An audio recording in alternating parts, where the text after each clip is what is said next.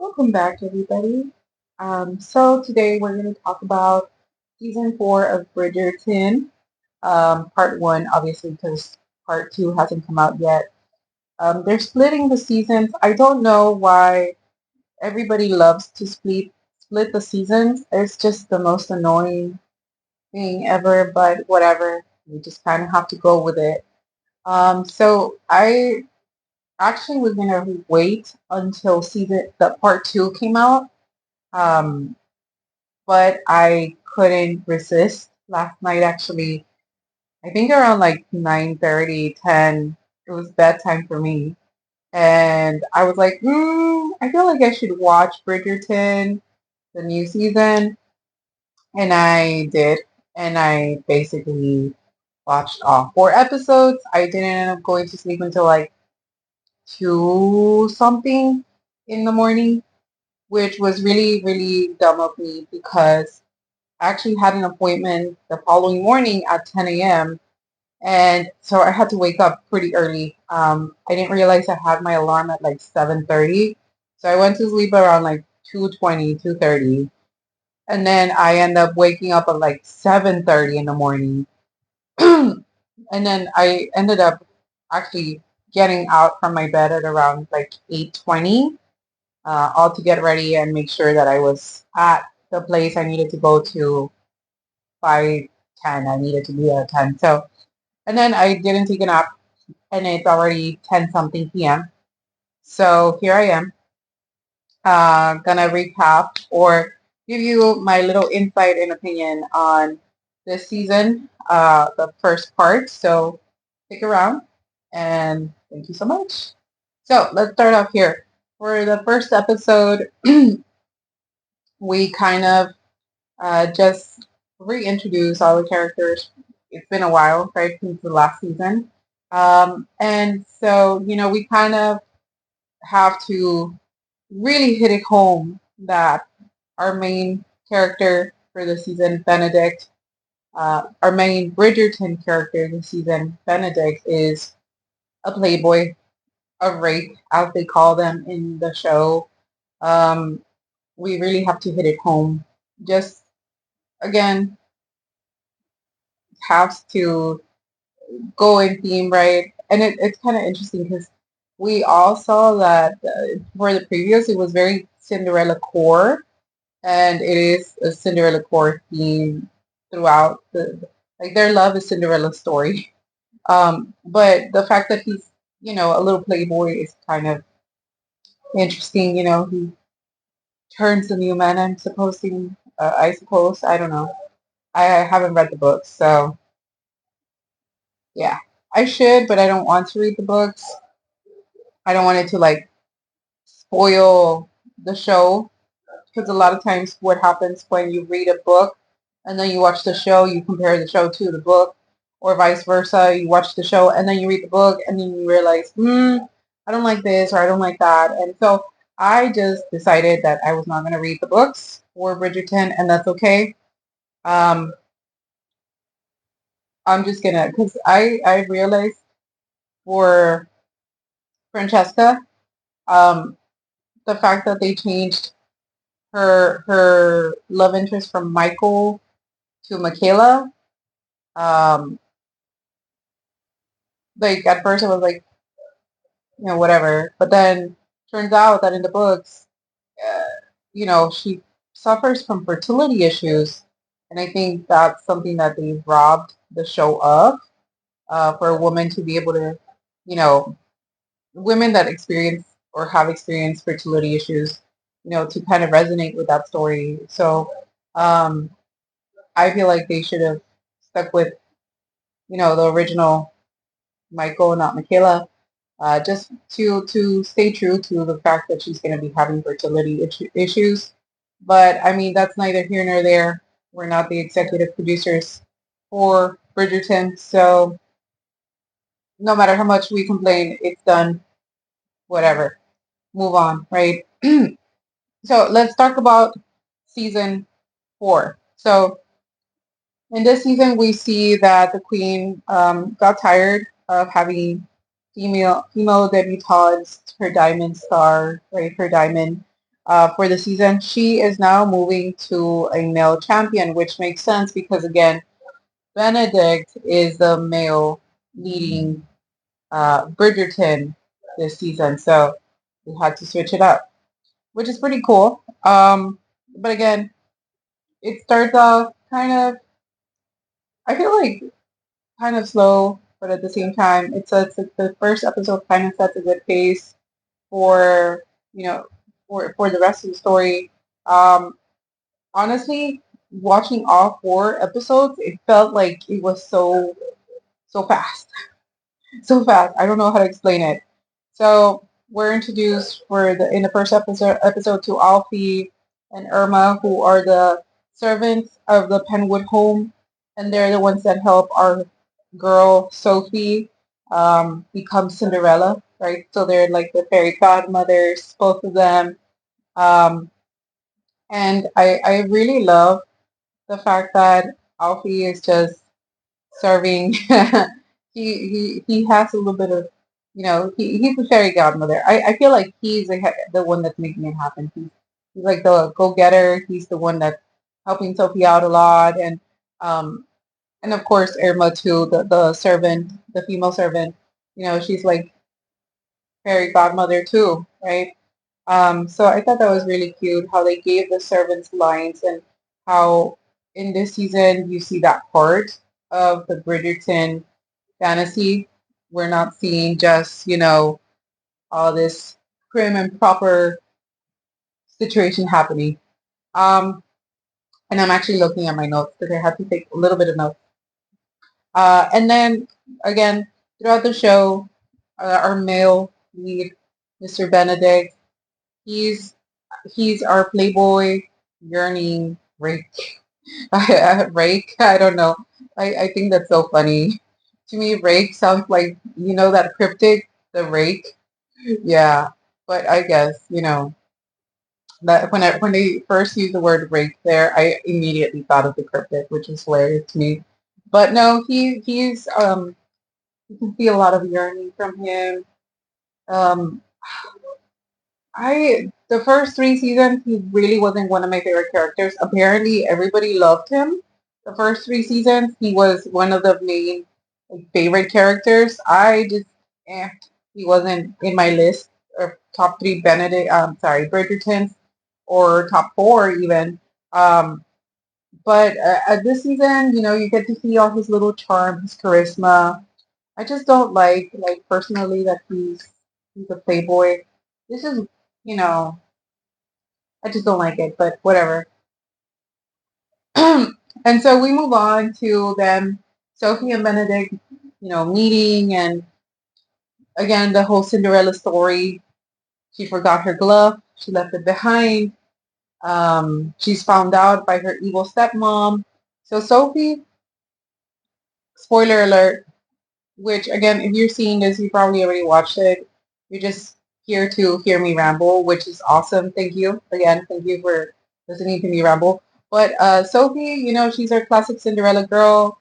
Her dad dies, evil stepmom, kind of treats her like a servant. Well, told her that she's going to be a servant with basically no pay. Crazy, right? Um, Sophie was supposed to get in the books, from what I understand, she's supposed to get like a big dowry and she's supposed to, be well taken care of. Her dad really took her into account, but um, Mrs. Penwood, evil stepmama, said no, no, Sophie is illegitimate and she cannot be of society. So she basically shuns her to servitude, and Sophie just kind of has to stay with it because she has nothing, literally nothing. What is she gonna do? Where is she gonna go? She has no family because she is the daughter of a nobleman, but she's also the daughter of a lower class person, a servant. So definitely illegitimate, and you're talking 1800s, so you have to go by the books, right, in high society.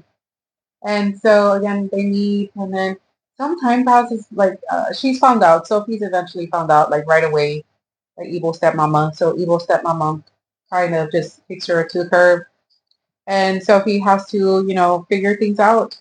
Now, the two sisters, because there is two stepsisters, everybody loves obviously the nice sister, which she actually gives when Sophie gets kicked out, she gives Sophie some items that could help her like get some money. They're like shoe buckles or something. Um, everybody loves that sister. What's her name? What's her name? I wrote it down, but I forgot it. Poppy? No. You guys know who I'm talking about. Anyways, there's a good stepsister, and then there's a bad stepsister, the mean one. So I think the good stepsister, she's definitely gonna play a good role in part two. I hope, because they're setting her up. She seems a little sassy, very nice girl, very humble. Not humble, I would say, not humble, but she's just a very genuine girl, very kind. And I hope they give her more screen time for part two of season four. Um, and so some time passes by now. All this time, Benedict is just searching for his Cinderella, yearning. My boy is yearning. This year, 2026, it's all about the yearning. Yeah, so my boy is yearning. He's looking for his Cinderella. He couldn't find her. Obviously, she ends up getting kicked out of the area, out of London, so she has to go to the countryside. And some time passes by. According to the books, it's 2 years. Um, but you can see the time lapse in the episode. And my boy, Benedict, he's drunk in love. Like he is, when you really want something and you can't have it, and all you think about is that one thing that you cannot have. That's him. That's him. He couldn't have his Cinderella, and now that's all he thinks about. That's all he wants. My boy yearns. Anyways, and then eventually, perchance they meet again, but he doesn't know that she's her, and he rescues her. In the story, in the book, it's a little different because apparently she was gonna get assaulted by a group of men. Um, they kind of show that, but like it's a little different. Like the book kind of like it was her that was gonna get, but he rescues her. In both, the book and in the show, he rescues her. She was gonna get in the book. It was very not suitable for work assault, and then in the show, it's more of like physical injury assault. Like they were gonna beat her up because she like defended another maid. So Benedict goes to the rescue, and then she gets fired from the place that she was working at, and then they end up in a cottage, which is called My Cottage. That's literally the name of the cottage, and it's like this mini mansion. It's so funny because she's just like, "Is this a cottage? Is this your cottage?" Um, they end up going to a cottage because they get she was gonna walk from the countryside miles at night to maybe the township closest to them so that she could try to find job because try to find a job because she just she got fired, she got canned, and he offers help. He offers to take her. There's rain, and then he's like, "Oh, I have a cottage nearby. We can spend the night there." While the rain clears or whatnot, and the cottage is called My Cottage. And then he turns up injured, so she kind of has to nurse him to health. So instead of staying there for one night, they stay there for a little while, and they bond, right? And he, again, he's yearning for her. He probably, I don't think he has an idea that she's a girl that, he's been dreaming about nonstop for the past months. But he's really liking this maid, the way she is and whatnot. So, they get close, they end up kissing, and then, yeah, the sparks are there, the tension is there. Um, and then he's like, I can get you a job. And then they go back to the city, and she's like, oh, well, where am I going to get the job? Did you get to contact them? And he's like, yeah, you're going to get the job. You have a job secured. Turns out it's at his household. And she kind of was thrown off by that. But I mean, I would be too. Like, imagine you just spend, a week or two at some man's house and there's some big tension, and then he wants you to work for him and you had already kissed him. I mean, I would feel awkward too. Like, oh man, no. Like, no. Plus this class situation, like, I get it. I would feel the same way as her. And so she accepts because she has nowhere else to go. Because her evil stepmom put in a bad word for her. And so she accepts the position at Bridgerton home. And my girl Sophie, she's multilingual. She's a polyglot. She's smart. She's educated. She knows about art. And so she gets a good position there at Bridgerton household. And she likes it, and they like her, because she's a hardworking girl. Um, and then this whole time, again, there's that chemistry, that tension between her and Benedict, which I like because it's like a slow burn. It feels like the yearning of the slow burn yearning. Like, again, you want someone and you just can't have them. So it just consumes you, right? That's what you feel. And I really like the way they portrayed that. Um, and eventually, I mean, she gets frustrated, right? Because she's like, she actually tells him, can you leave the household? Because, like, I don't feel good. I don't feel comfortable. Like, his presence is, again, the way he tries to get close to her, and she's like, no, dude, I'm a servant, and you are you, and it's not good, right? Because if she becomes a mistress, like, of her household as a servant, you're just putting yourself in bad places, bad positions. So obviously she's smart, our girl is smart. Um, so anyway, so he eventually leaves the household, but then again, that continual slow burn throughout each episode, chef's kiss. But let's move on from them. We're going to talk here a little bit about Violet. Mama Bridgerton. She, the woman that she is, honestly. I feel like this episode, we all know what she means when she talks about her garden and that she wanted to have her garden bloom, right? Um, so I mean, Violet really she lets her romance take over. Like, there's one part where she starts rambling and confessing her desires. Um, and I wrote it down. She's like, what did she say? Oh, she says, I want to be seen and touched by you. But the girlfriend is rambling. She's nervous. She's giddy, but she's like teenage love kind of ambiance, like the way she says it. And so she just lets it flow, right? And then um, she tries to have a moment of romance with her beau, her guy. And then I love how she's trying to set up tea, evening tea. And she tells her servant that she wants evening tea, and the servant right away gets it. And the servant, I love the quote she says. She's like, evening tea. Everyone enjoys tea.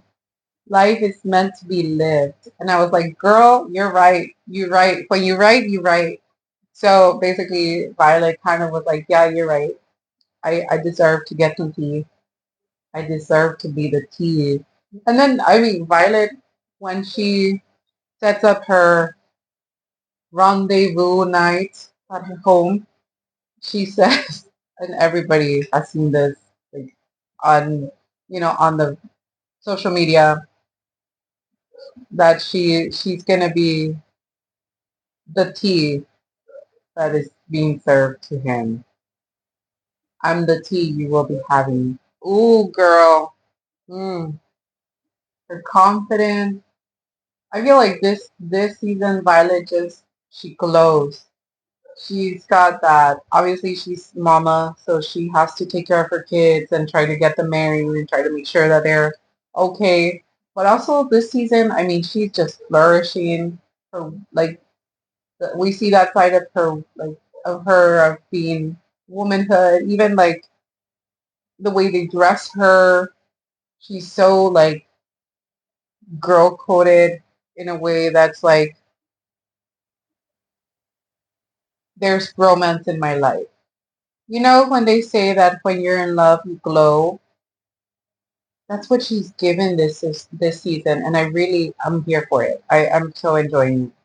And now I want to talk about something else that happened that I think was so fun, that they showed. So when Benedict and Sophie were in the cottage, he got really injured. He got a cut.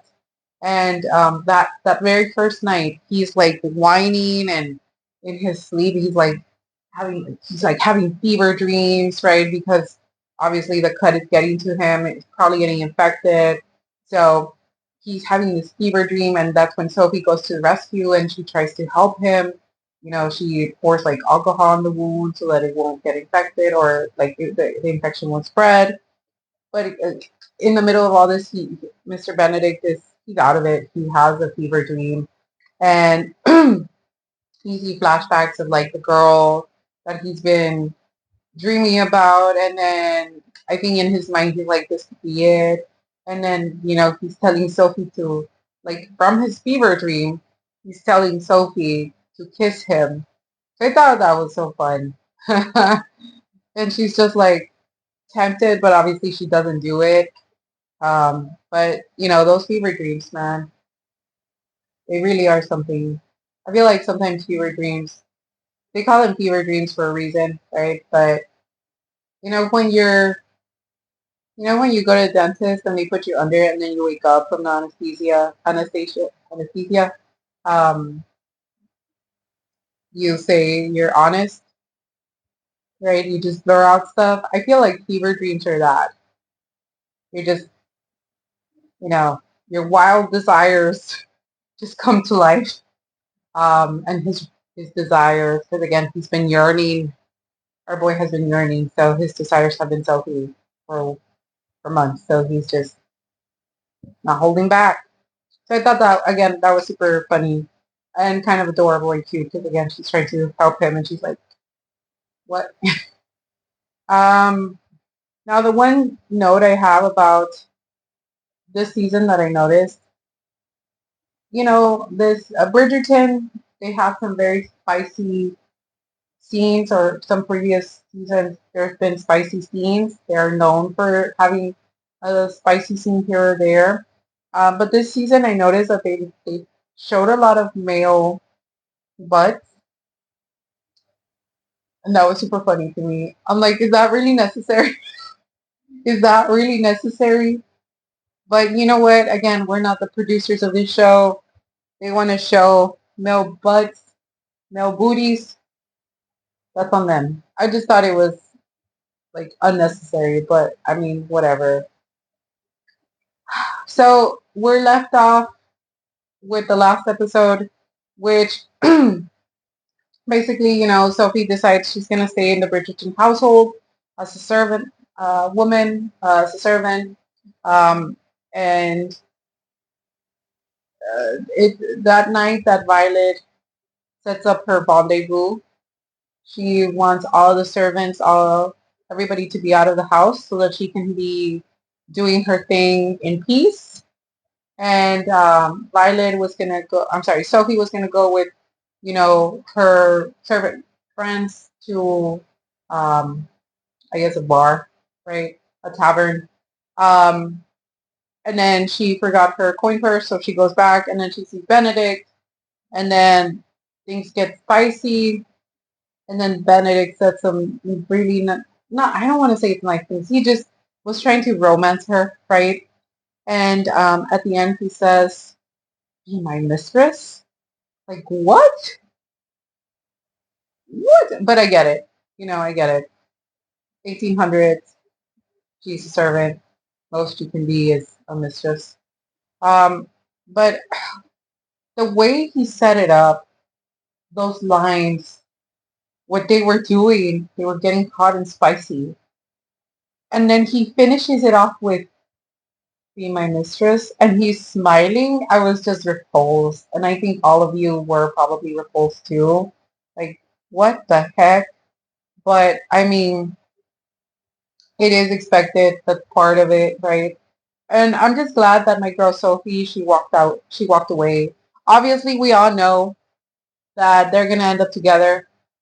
Again, I didn't read the books, so I don't know what ends up happening.